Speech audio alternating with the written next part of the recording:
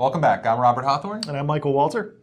And we're here to talk about Charlie Sheen today. Yeah, sweet. Yeah, more specifically, we're going to try and learn from on-the-job and job-seeking mistakes. Absolutely. And I guess the most important one to learn from Charlie would be not overstating your value to your company. What do you mean by that? Well, I mean, he was the franchise. He thought he was irreplaceable. Winner. If you're a VP of sales or you're the top salesperson, you've made President's Club 3 years in a row, you probably think you can't be replaced. Yeah. And you can show up late and come in and go as you please, and your job will always be there. That's right. Ultimately, everybody's replaceable. Apparently. So we're going to walk through some other common traps that people step into during the job seeking and employment process. So why don't you lead off and give us one? Sure, I'll jump in. Money. We get this question a lot, and I think that there's an appropriate way to bring it up and when to bring it up.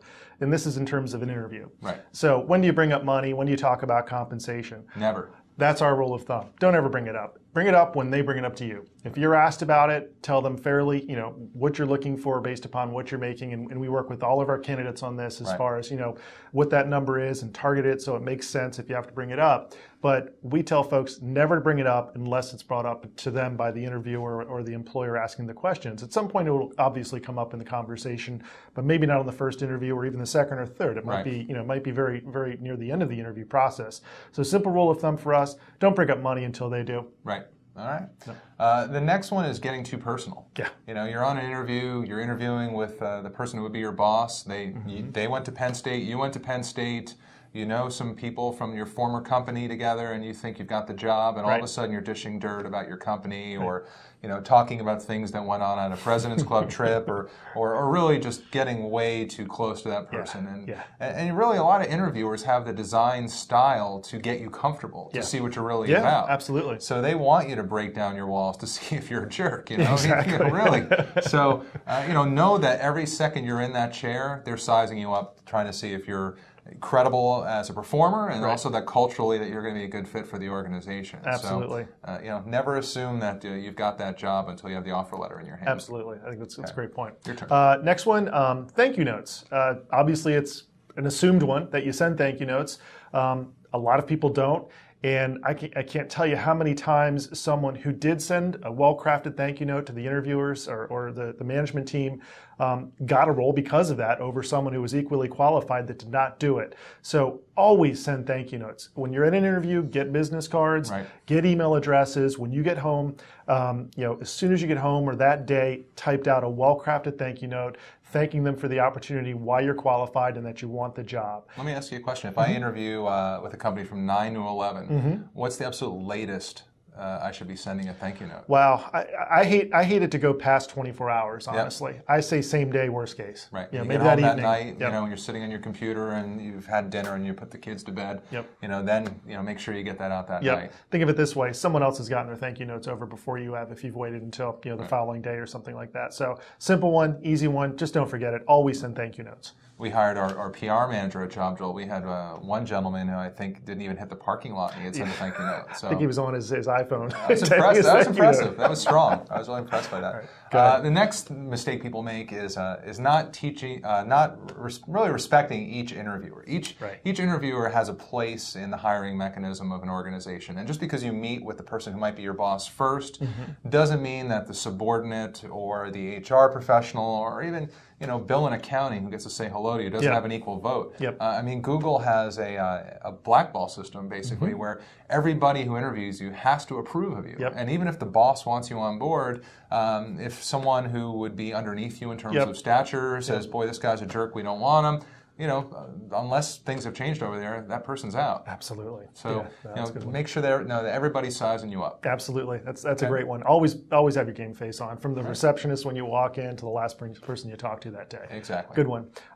Next one I have is not doing your homework, not doing your research. When you're going in for an interview, you've got to prepare. I mean, it's the most important, whatever, hour or two or several hours you're going to get in order to get that job at any other point in your career there. So you got to do your homework. We coach the blank out of our folks to know the company, the industry, the management team, who they're interviewing with, so that they know that they can talk really educatedly about all of those things.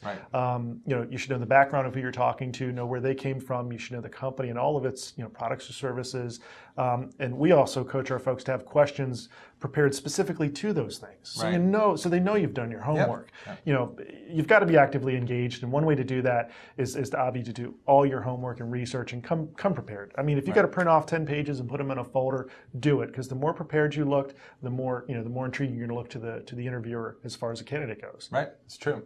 Know that they're trying to solve a problem. That's why they're hiring. Either they had someone in accounting and finance, so the AP and AR is stacking up, and they need to get that done. You got to think, what are they trying to solve with this hire, and how do I fit into that equation? Right. And when you come prepared, you almost know what the questions are going to be beforehand. Right. So, really do your homework. With all the information out there, it's just 100 times easier than it was pre-internet days. So, absolutely. And that gets us to our last one is social media faux pas. Tighten up all your profile security status. If you're going to have personal pictures on your Facebook, MySpace page, make sure that no one can get in them, and know that anything that's out there, really someone's going to see. Google your name. I mean, Google your name in town and see what's out there, and make sure it's appropriate.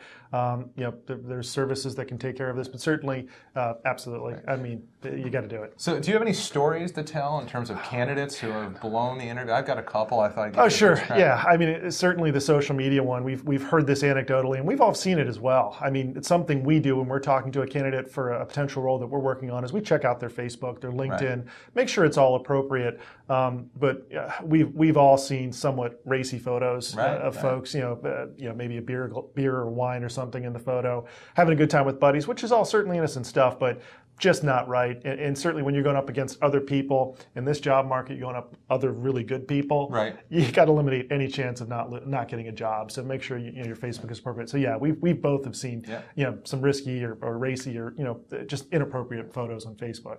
Have you ever had any drunk candidates show up for interviews? I have not. I know that is your specialty. So I do. Why don't you talk about that? No. We over the years, I've been doing recruiting for 15 years, so you see all kinds and see all things happen. And it takes the edge off before you go. Sure, 3 martini lunch before an interview. Right. Yeah, and then another good one was I had a candidate who showed up in a suit. It was a suited environment.